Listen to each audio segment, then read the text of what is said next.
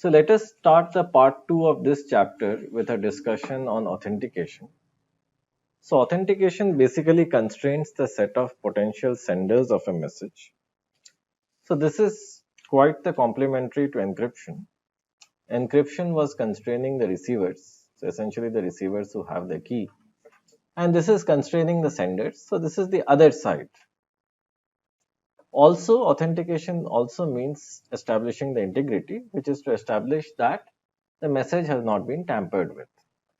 So the components of the algorithm are like as follows. If we have a set k of keys, set m of messages, then we can generate a set A of authenticators, where an authenticator is a function basically. It is a function of this type that given a key, from a given message we can generate an authenticator for it. So the function sk generates an authenticator, a function which authenticates the message, and they should be easy to compute. Furthermore, given a key, we can generate, so the function v basically maps a key to a message or an authenticated pair, and from there we can generate a true false value, where true means that the message is authentic and false means that the message is not authentic.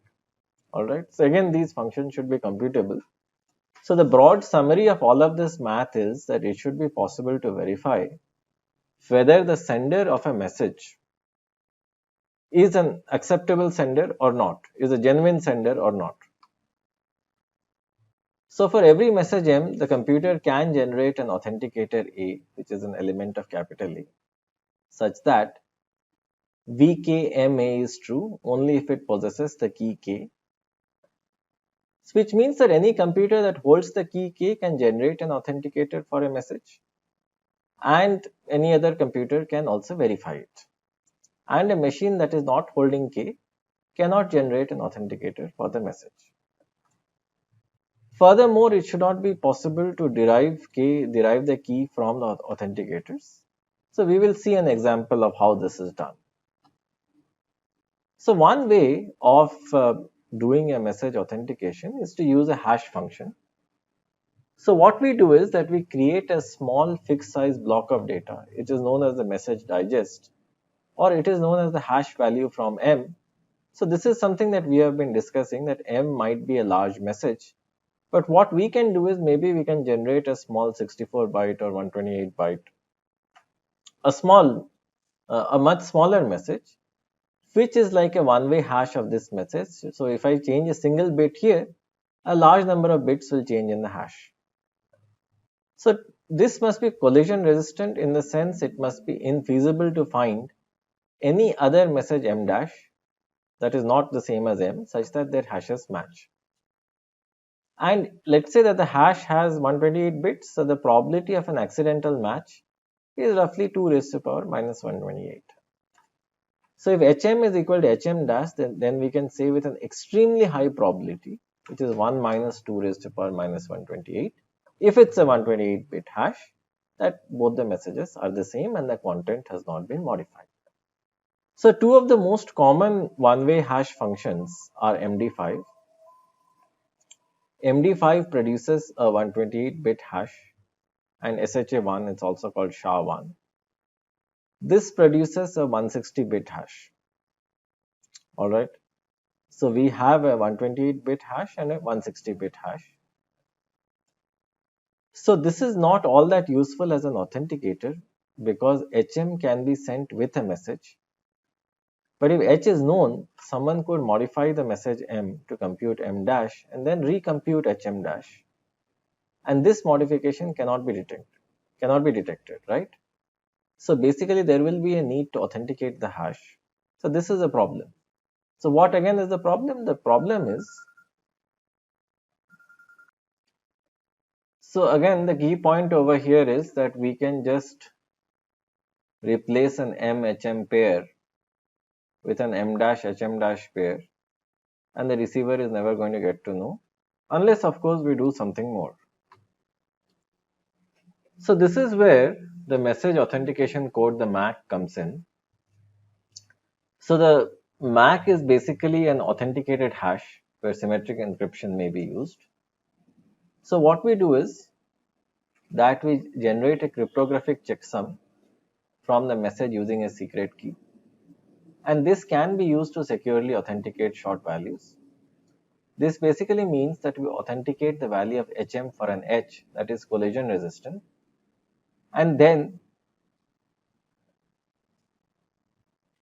what we can do is we can take the long message and we can produce a hash of it. So let me explain with a diagram. Let's assume we have the message M. We compute a hash of it, which is HM.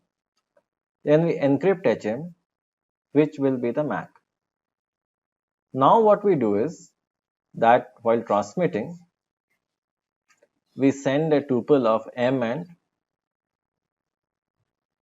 EHM. Alright. So then what happens is that then the receiver receives the message. Once it receives the message, it computes a hash of the message and it again encrypts it because it has a shared symmetric key. And then if let's say this matches this value, then it is sure that the hash is correct and consequently the message is also correct. How does this avoid an intermediary? Well, the way it avoids an intermediary is that the intermediary may know the algorithm of the hash. If it does, it can compute HM, but it will never be able to compute EHM primarily because it does not have the key. Alright. So primarily because it does not have the key, it will not be able to compute EHM. And as a result, it will not be able to successfully masquerade as the receiver or as the sender. And the reason is that the hash it can compute, but the MAC, which is the encrypted hash, that it cannot compute because it doesn't have the key. So this is where it is going to get caught. So this is one way of a secure one-way hash that can definitely stop such kind of message modification attacks. Next, what we can do is that we can look at digital signatures. So an authenticator can produce a digital signature, which is very useful for anyone, particularly the receiver, to verify that the message has actually come from the sender. So here again the idea is quite simple, that we have a public key and we have a private key. So the RSA digital signature algorithm would take the public key KV and the private key KS, and it would generate a digital signature of a message, basically to indicate that. So it could be an unknown message and a known message, but typically it's a known message. So what we do is that we use the encryption algorithm and we use in this case the private key to encrypt the message. So this key, as we have discussed, is basically a pair of two numbers where n is the product of two randomly chosen large prime numbers p and q. So the verification algorithm, what it does is that it again takes the message and the digital signature, and then it decrypts the digital signature with the public key, which is KV over here. You can see it's the public key. And with that, what we can do is we can get the hash of the message back. And so this can basically tell us that the hash was indeed computed by the sender. So this authenticates the sender as well. In addition, what it can do is that it can also authenticate the message, because now we have the original message, so we can compute the hash of the message. In addition, we will have a version of the hash which is encrypted with the private key, which let's say we are using the D notation. So this will be DHM. So what we can do now is that we can again decrypt it with the public key. For encryption, decryption are pretty much the same. And so then once we do that, what comes out is HM, and only a valid sender and a valid receiver can communicate by this fashion, because they will have these keys. And then what will happen is that we will compute the hash. We just need to verify this hash with this hash. If both of them match, then we are sure that the message is correct, integrity has been maintained. And we will also be sure of the fact that a legitimate sender has sent it, because otherwise it would not have had access to the private key, right? So we are sure about the sender and the message. We are sure of both. So this is possible to do using this RSA encryption algorithm. So why is authentication a subset of encryption?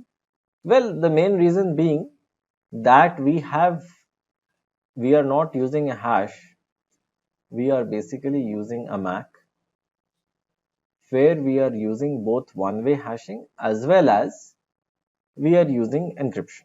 Alright, and the authentication is typically a smaller and faster operation, primarily because we are taking the message, we are computing the hash, which is a much smaller message, and then we are kind of encrypting the hash. And so what we have is an encrypted version of the hash. All right. And so we can encrypt it with the public key, with the private key, so they will have different properties. But let's say that let's first consider the case of symmetric encryption. So in this case, we just encrypt it with a symmetric key and we send it along with the message. So what we send is we send the message and we send the hash. So even an attacker in the middle will not be able to do anything, but the valid receiver will again take the message, compute the hash of the message, right? And then it is again, since it has the key, it can again encrypt the hash. And if let's say this matches this, we are sure of the fact that the correct sender has sent it as well as the message is correct. Of course, instead of a symmetric key, we can use an RSA asymmetric key. So in this case, we will essentially end up encrypting it with the private key, right? And then what the receiver needs to do is that it needs to open this up with the public key. And let's say if that matches the hash, it will be sure about both the message as well as the sender. All right. Occasionally, if we don't need confidentiality, then we can send the message as it is, or we can also send an encrypted version of the message. That also is possible. So that will not allow the attacker to read the message, right? So in this case, of course, the attacker cannot modify it, primarily because we are sending more information. But if you also want to hide the message, that also can be done by sending an encrypted version of the message. So sometimes we want authentication but not confidentiality. So in this case, we just send this, otherwise we encrypt the message as well. Also, this is a basis of non-repudiation in the sense that later on, the sender cannot say that I have not sent the message. So if you have a sender and a receiver, then the sender cannot claim that it has not sent the message, right? So it cannot kind of repudiate the message transmission. So this is non-repudiable, which basically means that the fact that I have a valid message and I have a valid MAC, right? So I have a valid message and a MAC pair, where a MAC is just an encrypted hash. This basically establishes the fact that only the sender could have generated it and nobody else could have. Of course, if it's a symmetric key encryption and I have the key, then it's a separate matter. Then this cannot be done. But if let's say the MAC is encrypted with the private key of the sender, then given the fact that no other node is expected to have the private key, we can say that only the sender has sent it and nobody else has sent it. So later on, the sender cannot deny. The sender cannot deny the fact that it has actually sent the message. Coming to key distribution, well, if we have a public private key, it is much easier to do. But let's first look at symmetric keys.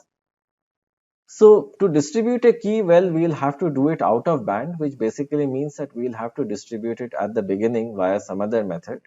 For example, let's say if there are remote machines, maybe I can call up my friend and he can type down the key.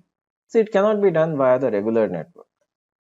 Asymmetric keys can proliferate in a much better way. So in this case, I maintain my private key and I just post the public key, let's say on my database, let's say on my website or on some publicly visible database. All right. So that also can be done. And this does need some care in the sense we can have a man in the middle attack also, which can kind of fake the public key. But again, there are methods to deal with this. So what is a digital certificate? So it is an extension of a digital signature. So it's a proof of who owns a public key. And the public key is digitally signed by a trusted party. So the trusted party essentially will receive some proof of identification from the entity and certify that the public key belongs to the entity. So let's look at this. So let's assume that I'm sending something to Google, or let's say Google is sending something back to me. All right. So it could be Google, Microsoft, Amazon, whoever. So let's assume the first case where let's say there is a Gmail server and Gmail sends me a message. So how do I verify that the message has indeed come from Gmail? So let's assume it's an encrypted message. So I will try to decrypt this with the public key of Gmail. And if I'm able to do that, then I'll be sure that Gmail has sent the message. But the question is, where do I get the public key of Gmail from? Right? If I get it from anybody on the web, then that person could be lying and then they could pose as Gmail. So that will be a problem. So what I do is I go to a certificate authority, which is a trusted third party. So the trusted third party essentially contains the public keys for different known sites, which could be Gmail, Microsoft, Hotmail, Facebook, Yahoo, doesn't matter. So that certificate authority is who I need to trust. I go there and I say that, look, I want to access maybe www.gmail.com or amazon.com, and kindly give me the public key for Gmail or Amazon. Then with the public key, I can communicate securely with Gmail or Amazon, and I can also trust the key. All right. And for a further entity of trust, this public key is digitally signed by a trusted party. So basically, even the public key that you get, that has a digital signature, and that digital signature is by a party that I trust. So there are some known, internet hosts who are trusted by everybody.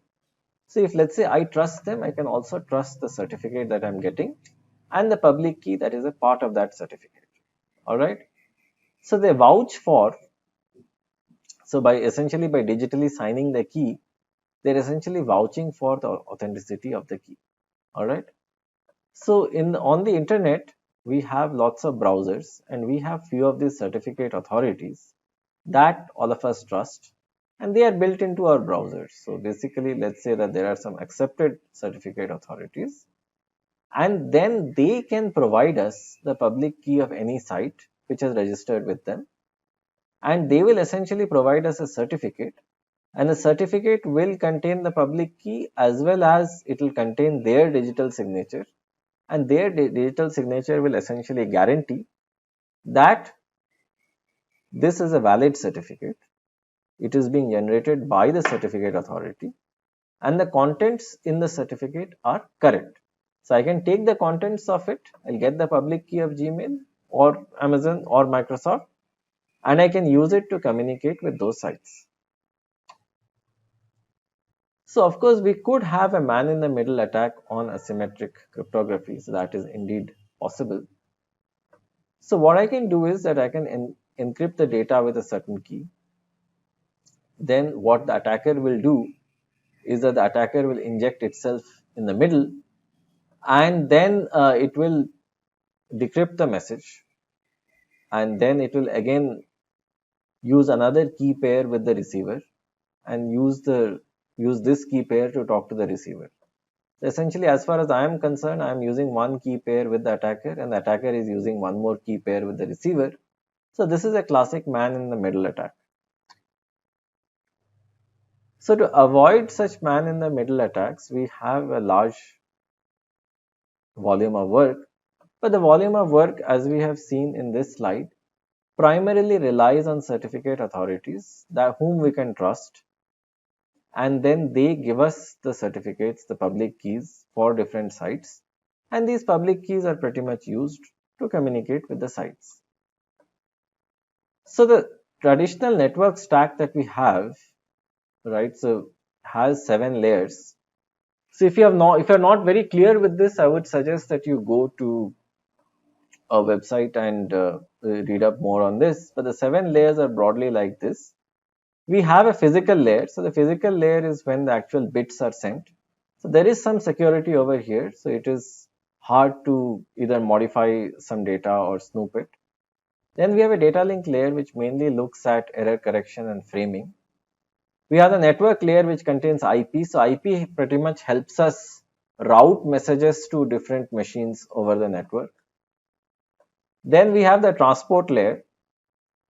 So the transport layer, one of the most important protocols in the transport layer is TCP. So it helps us manage congestion and so on. Finally, a session layer.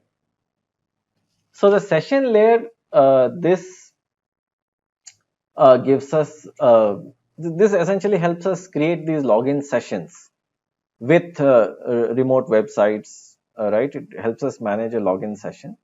The presentation layer is about the format of the data, so which format, like the extended data representation or TLS or SSL, what exactly is used. So most of the security, if you look at it, is a part of the presentation layer, where if I'm interacting with an external website, I get its public key, and whatever messages I transmit, they are all encrypted with the public key of that website. Or maybe the public key mechanism is used. So another thing that is quite common is that you start with a public key based mechanism with a website, and then you quickly exchange a round of messages, and then you decide on a symmetric key. So from RSA, which is a slope protocol, you actually end up using AES, which is a much faster protocol. But the key is of course negotiated after you create a public private key channel. All right.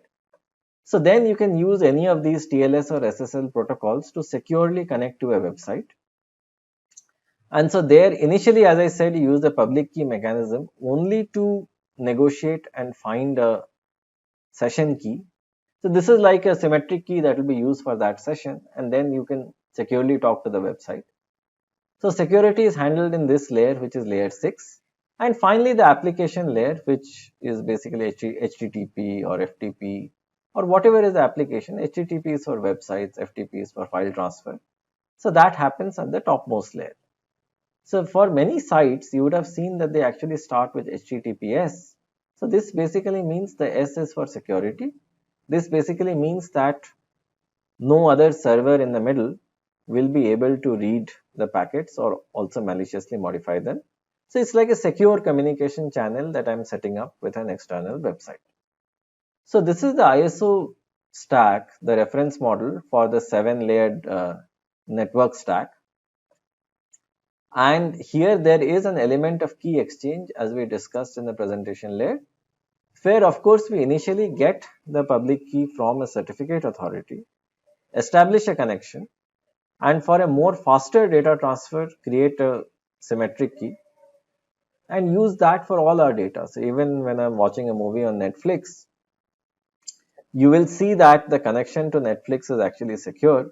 So there is an HTTPS over there. That's very important. And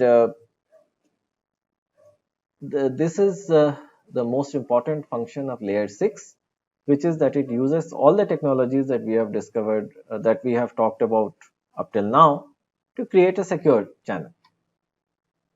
So one example of encryption, let's say, is TLS, which is very, very commonly used on the network. So it inserts cryptography at one layer of the ISO network model. So in this case, TLS actually, well, it says transport layer, but typically, we fuse these layers. It's actually layer 6, which is the presentation layer, slightly above the transport layer. So it creates a layer of a secure socket layer, also called TLS. So this basically ensures that two computers can exchange messages between them. And the most common mechanism is between web servers and browsers, typically when it comes to very sensitive information like credit card numbers. Otherwise, if this information is exchanged in plain text, it is very easily, it's very easy for any other server to snoop the network and take away the credit card numbers or the password. The server itself is verified with a certificate that assures the client that it is actually talking to the correct server. And we have already discussed this certificate mechanism, where there are trusted certificate authorities that provide digitally signed certificates which contain the public keys of the servers, right, of the websites we want to access. And then the asymmetric cryptography, which is a very slow operation, incidentally, it takes a million cycles for RSA encryption and decryption. It is then used to establish a secure session key, which is much faster for a bulk of the communication session. So once we have established a secure session key, which as I said is much, much faster, This can be used for the bulk of the communication during that particular session. So computation between these computers then uses the symmetric key for cryptography. And of course, there are more details in the book. So you can look at Silberschatz, Galvin and Gann's book for more details. But the key idea is that you use the RSA mechanism initially and then quickly switch to the AES or DES based symmetric key mechanism. Coming to user authentication, how do I authenticate myself, let's say on a website? The most common method is the user ID and the password, right? And the passwords, needless to say, have to be kept secret. They also have to be frequently changed. They should not be simple terms like life is good, non-guessable. And passwords themselves have to be encrypted and sent. Unfortunately, encrypting a password is not good enough. Well, the reason being that it might solve the problem of password sniffing, which basically means sniffing the password by reading plain text from the network. But there are other ways that passwords can be leaked. So one is shoulder surfing. So shoulder surfing basically means that when I'm typing my password, my friend is looking at my keyboard over my shoulder. My friend gets to know what is the password. And so this is known as shoulder surfing. All right. So whenever you are typing a password, ensure that no friend is around. You could have a key logger, as we have discussed, right? And that could be logging passwords on your machine. And furthermore, the authenticating site, which would anyway have your password, that might leak it. So of course, one solution that many sites use, many major sites particularly, is that they never store your password. So in fact, when you enter the password in your browser, the JavaScript itself computes a one-way hash. Okay. And then what is sent to the server is actually the one-way hash of your password. So this means that your password itself cannot be recovered. All right. And so that's why what happens is that nowadays many sites don't actually show your password. Incidentally, they used to. Around 20 years ago, if let's say you entered some alternative piece of information like your date of birth or something, it used to show you your password. That doesn't happen now. That is mainly because many sites, they actually store a one-way hash of your password. So they don't store your password. So from the one-way hash, your password is not recoverable. And even though you enter your password in plain text, but before it goes over the network, what goes is the hash of your password. So if you want to keep your password secret, well, you're most welcome to do so. So additionally, in most Unix systems, there is a file called /etc/shadow. So this is a super user only readable file.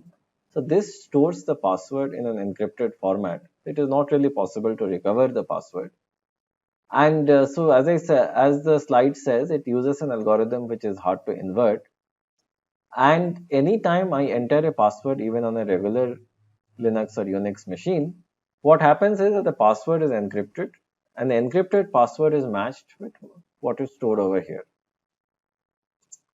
So what we can do sometimes is that if let's say the encrypted password is equivalent to some other encrypted piece of text with a very high probability, we would know that at least two passwords are the same. And furthermore, what I could do is to guess a password, I could take a long set of commonly used passwords, encrypt each of them and compare the encrypted contents. So to avoid this, what we can do is we can add what is called a little bit of salt to the encryption, which basically means add a few more numbers or bits to the encryption to completely change the ciphertext. And then what happens is that the encrypted text will then not match. So sometimes we also use one-time passwords. So this is typically what happens when I do an online transaction. So then what happens is that I have some hardware device or some calculator at the server, or even what's called a key fob. So key fobs are used to log into corporate networks. So what happens is that I enter my password, but that's not enough because my password can be stolen. So I also have a small hardware device that shows a dynamically generated number that, let's say, remains valid for 15 seconds. Within that period, I'll have to quickly type in that number, and that number basically says that what is the password basically. The number basically is like the second password, and I need to authenticate both. One is my regular password along with this number. So just in case if my regular password gets stolen, let's say this device will not be stolen, so consequently the attacker will not be able to get in. And if this device is stolen, the attacker most likely will not have stolen my regular password. So basically, I have two levels of protection. I can add an additional level of protection biometrics, which is like scan my face or fingerprint. And then again, I can have multi-factor authentication, which means that I could use any combination of a biometric measure, a password, a key fob like this, or sometimes it is necessary to insert a USB dongle, which is like a fourth layer. And anybody with possession of the dongle, if you want to log in, you insert the USB into the computer, then only you can log in, otherwise you cannot. Right? And so as I said, it is important that we create extremely easy to remember passwords, but they also should be strong, right? And strong basically means it is not possible to verify it's not possible for anybody, even somebody who's known to me, to actually guess the password. So now let's look at a few security defenses in some depth. So typically we have multiple layers of security, and there is a security policy which describes what exactly is being secured. And we also do a vulnerability assessment which compares the real state of the system, the network, and the security policy. So a key part of the overall security policy is intrusion detection, which means that I look at patterns of behavior and I look at particular signatures of attackers. For example, I can look at all the commands, let's say, that were issued in the operating system, and I will see if there is any anomaly. If, let's say, I see something wrong, I can immediately spot that. Often I can also detect, let's say, file system behavior, right? So let's say typically it is never the case that I delete a lot of files, but certainly if I see a lot of files are being deleted, this could indicate a zero-day attack, so I should let the user know. So of course, with many of these signature-based approaches, you can have false positives and false negatives. It's a problem. Their accuracy is a problem. Now coming to virus protection, often you would have seen that when you are running an antivirus, your system slows down like hell, right? The reason is that basically your system has to go through every file, check like every set of bytes, and see if the signature of the virus is somewhere hidden here. This is an extremely memory, CPU, and disk heavy operation. And that's the reason your system can get slowed down. And also, it is not possible to track the signatures of all possible kinds of viruses, right? It's too much of work. So typically what we can do is that we can take a queue from Android and run the program in what is called a sandbox. So a sandbox is basically a part of the OS which monitors every system call. For example, let's say I do a system call to access the camera. It simply checks if I have the permission to access the camera or not. So if in the first place I do not have the permission to access the camera, then I will not use then the sandbox will stop me. I will not use the camera. All right. Furthermore, what the sandbox could do is it could audit all the system calls that I'm doing, their arguments. It could log them in a secure log, so that later on, I can go through them and try to spot any abnormal activity. So typically, the file var log messages, or var log sys message or something, they are used in Linux systems for looking at all the messages and trying to figure out what may have gone wrong. You can also use the dmessage command on Linux. It shows you all the kernel messages. So from that, if let's say you see something unusual, that could be reported and analyzed.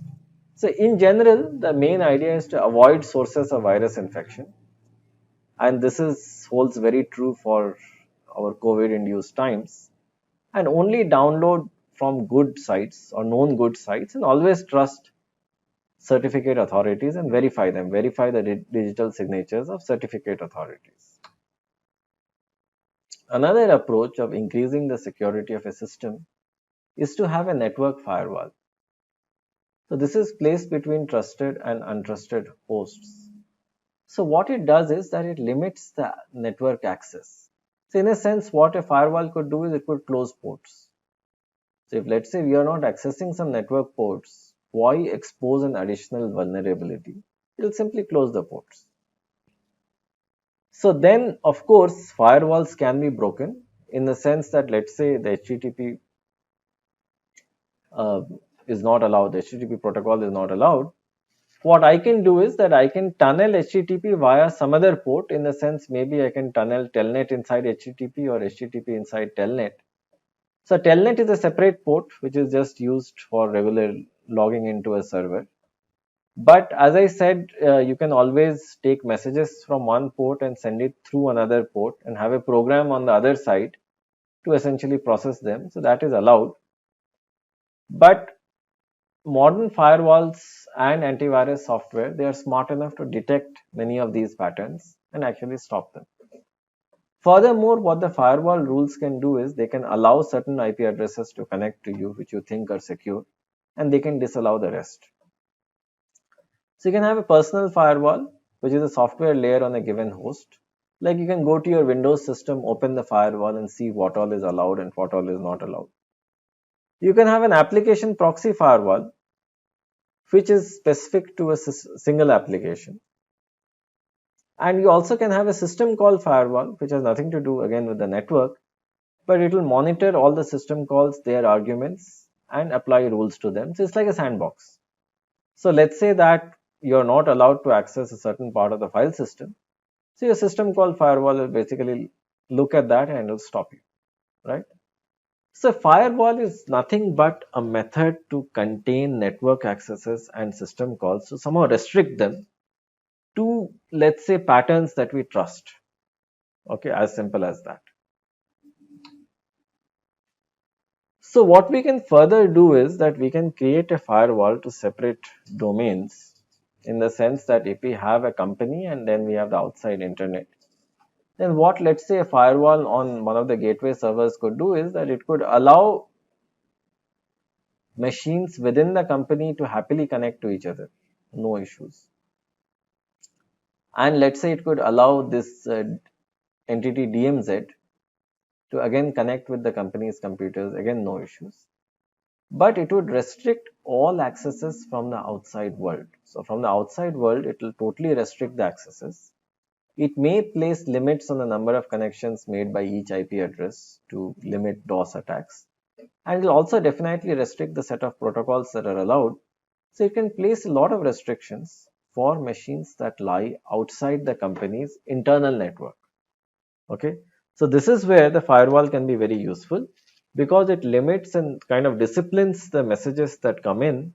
It restricts them to a small set, and also it can do a fair amount of inspection on messages and ensure that if anything is suspicious, that is filtered out right then and there at the edge of the network. So there is a standard computer security classification, which is A, B, C, and D level classification. So D refers to minimal security. So this is like the basic desktop security that we have, which is good, but not good enough for, let's say, a power plant or a nuclear plant. So C provides a level of auditing, in the sense that every action that is done, it is recorded somewhere and later on it is analyzed. We further have a C1 and C2. So C1 will identify all the cooperating users, like users who belong to a group, and it will give them one level of protection. So C1 identifies groups of users and it provides special features to a group of users. And C2 will furthermore give them a group level access control, will provide user level access control. So basically for every user, it will define what are the capabilities of the user, what exactly the user can do, what exactly it cannot do. So in a certain sense, particularly in Unix file access permissions, we do have a C2 level permission. So this is there, right? So maybe a typical Linux system is not all of C because it doesn't identify groups, but most of the C, like the basic notion of groups, group level permissions, protections, and user level access control, to a certain extent it is there. Of course, it is not all that fine grained, but I would say that a modern system today would lie somewhere between C and B. So B has all the properties of C, but along with that, every object has some access control rules. So the idea is that, let's say, every file will have a detailed list of users who can access it, what exactly a user can do, whether it can modify it or only append it or only read it. So it has a lot of fine grained access controls. That is level B. And finally, so level B is not there in most operating systems. And finally, we have level A. All right. So level A uses formal design and verification techniques to ensure security. So ultimately, in any secure system, it should be possible to specify all the attacks and all the countermeasures and all the preventive measures mathematically. We should be able to use a formal design and verification technique to ensure that security guarantees are being met. So that is level A, which is the highest level of security. And most desktop or server processors don't provide level B. In fact, they don't provide level A. And also they don't even provide level B, but they would be maybe somewhere here. So let us summarize all the security defenses that we have discussed up till now. So by applying appropriate layers of defense, we can keep systems safe, particularly from the most determined and persistent attackers. So first is we educate users about safe computing, which basically means don't attach unknown devices, don't share passwords, use strong passwords.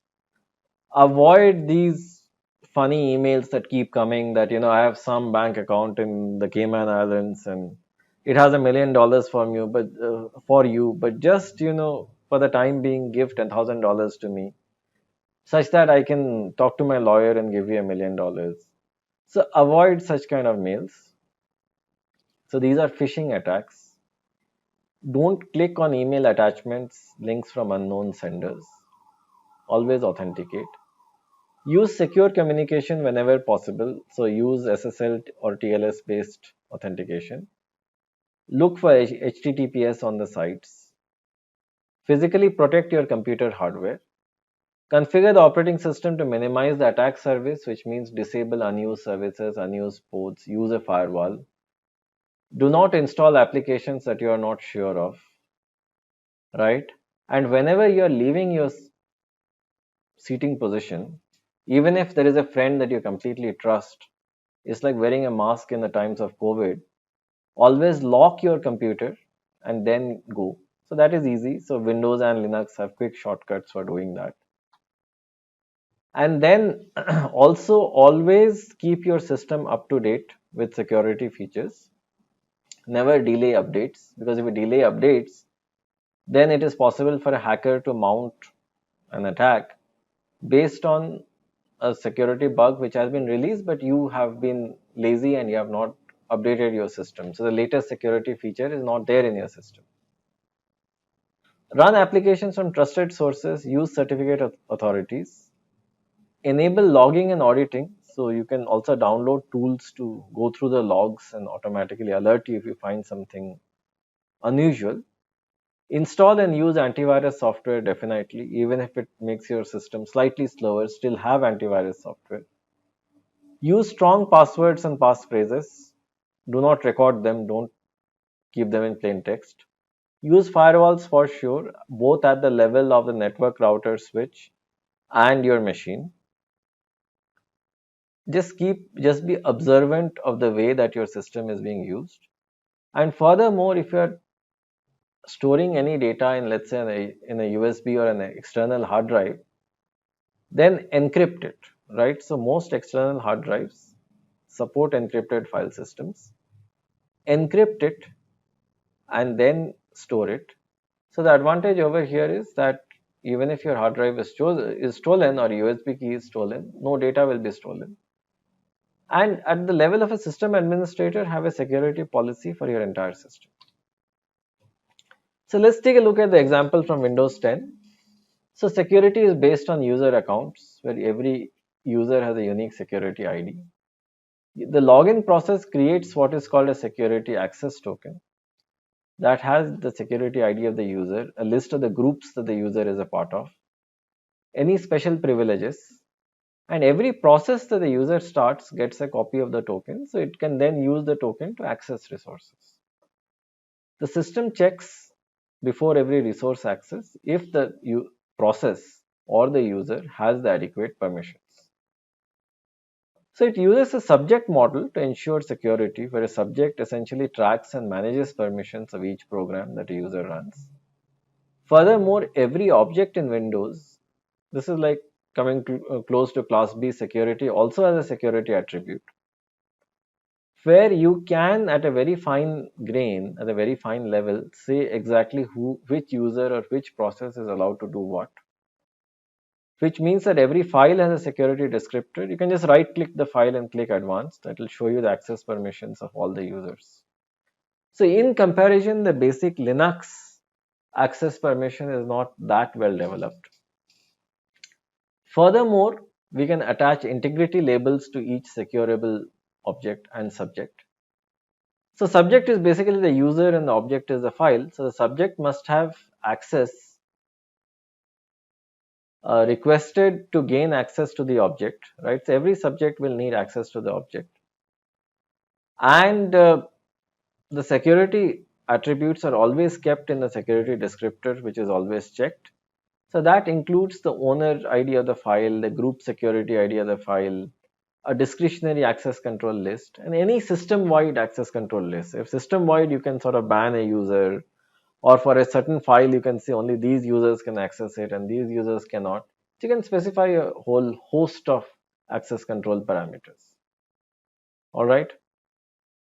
So by default, any object which is a part of a larger container, like a larger set of objects, for example, files in a directory, they will inherit the permissions of the parent object, which basically means that if you have disallowed a set of users from a directory, then they are automatically disallowed from their subdirectories as well.